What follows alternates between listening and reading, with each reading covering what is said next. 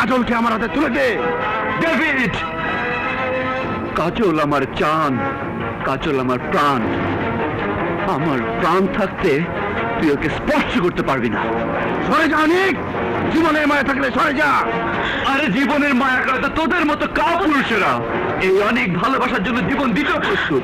তারা গুলি অনেক অনেক ছেড়ে দাও আমাকে, নইলে ওরা তোমাকে গুলি করবে। তুমি কি বলছো কাজল? অনেক